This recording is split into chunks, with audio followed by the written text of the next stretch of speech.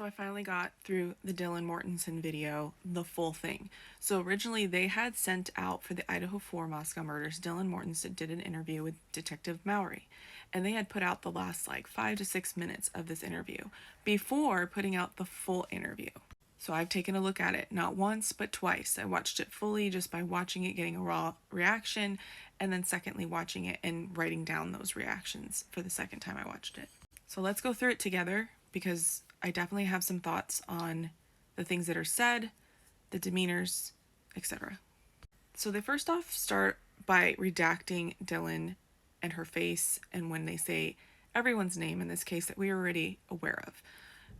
They did this redaction recently, so this isn't something that they did back then when they didn't know any information or who was involved, etc.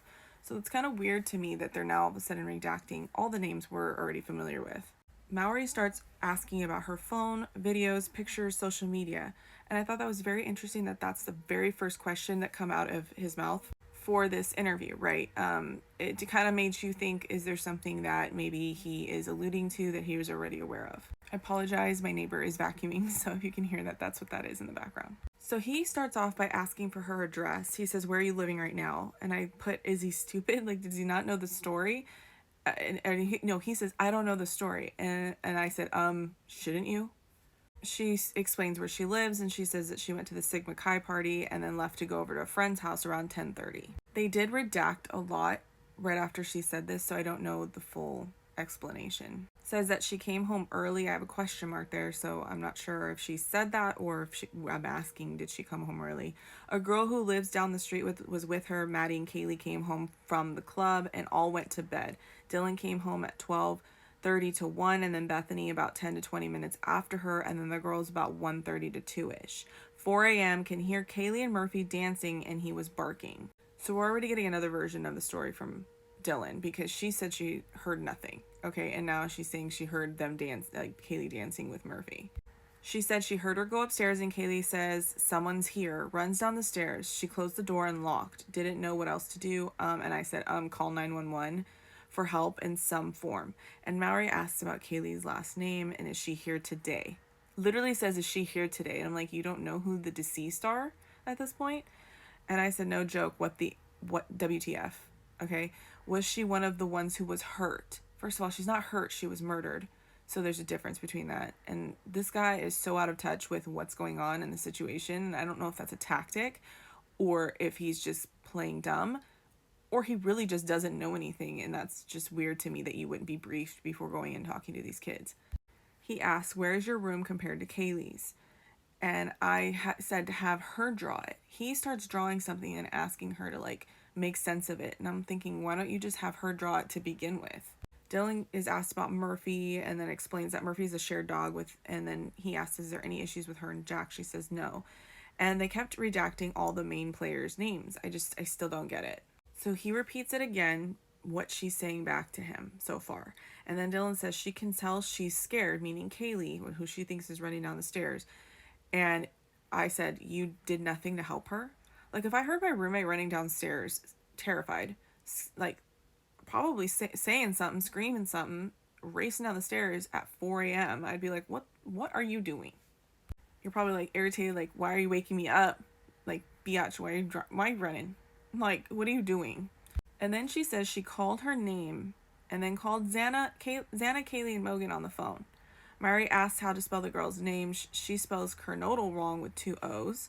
Clarifying where everyone's rooms are again. He apologized, says he doesn't know anyone's names, which is so bizarre. Is this a tactic or is he ill-prepared? He keeps saying got hurt when they were murdered, which is a huge pet peeve of mine. Mentions Bethany and the yellow hoodie. And then she mentions that she was in the house too. Anyone jealous of Ethan? Immediately, no. Never heard of anything. Cars in the area? Immediate, no. I wasn't looking at that. Almost like she was annoyed. He asked, didn't see anything downstairs. Says no, definitely different demeanor, as if she's irritated at this point. Doesn't know how they got in. Says that they're good about locking doors. 12:30 when she gets home. So I was like, that's so specific. Maddie comes home after that. And so he's repeating it back to her. He says 12:31 she gets home, meaning Dylan.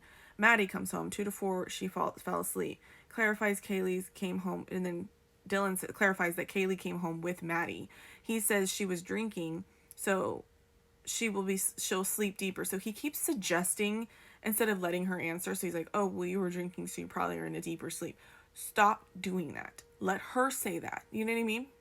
Again, she says she opens the door, cries out to Kaylee, then shuts it and locks it. I opened the door again. I heard what I thought was Kaylee crying in the bathroom. I thought she said it was Kaylee. Now she's changing her verbiage. Okay. To what I thought she hears a man. So she's like trying to say, I don't know, it could have been Xana at this point. So she's starting to switch it, going, I don't know for sure it was Kaylee. This is who she thought it was in the bathroom and running down the stairs, right? So she says she hears a man say, it's okay, I'm going to help you. It wasn't in a nice way. It was weird, and a voice she's never heard. She said she cried out to her or called out to her, and no crying after that. Why don't you just go check it out? So I don't understand, like, there's two ways that this can go, right? Like, either you're terrified and you're locking yourself in your room because you think something's going down and something's happening. A, why aren't you calling for help? And if that's the case, right? In that moment, not 12 hours later, in that moment. But if you're not scared, then why don't you just walk out of your room and go check on your roommate and go, what are you guys doing? It's 4 o'clock in the morning. Like, stop. You know what I mean? So it can't be both ways. You can't just be terrified, but then sit downstairs with Bethany and not do anything for 12 hours and go to sleep. I don't understand how someone can be terrified. For me, when you say you're terrified, it's a fight or flight response. Something's going on that's not going to let you sleep, right? So that bothers me when she says, oh, I'm so terrified, I'm scared, all this stuff. When you're scared, you're not just going to go to sleep. That's weird. I mean, I get the adrenaline rush, but you would have to be so scared. And then in that sense, your body's not going to relax until you're in a safe space. How would she have known she was in a safe space if neither her nor Bethany go check out the house and what's going on? Maury says he doesn't know if these questions are doing anything, says something else I can't make out, and then awkwardly chuckles. And I put the note that this isn't funny, and I don't understand what's wrong with him. Like, he should be... That's so unprofessional. This is a murder case with 4 kids murdered. This is not funny. So she opens the door again, and the guy's right there. He's her height.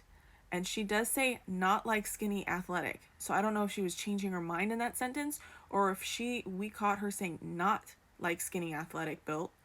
All black, covers his forehead, and goes around, and that he was white, but didn't she say it was like a full covered face, like almost a ski mask? I'm there's so many different versions of this, I can't keep track, and she couldn't see it previously. So he saw her and just left. He was holding something black. She gestures at the shape. So she was saying like it was round, goes like this, and goes up. So possible gun, but she doesn't know because she was in and out of it because she was so tired. I'm sorry, you hear your roommates running, crying, and you're still half asleep. No fight or flight response kicks in, especially when she's saying she's so scared. It doesn't add up, people. So again, she says it's like cylinder, straight out, then in.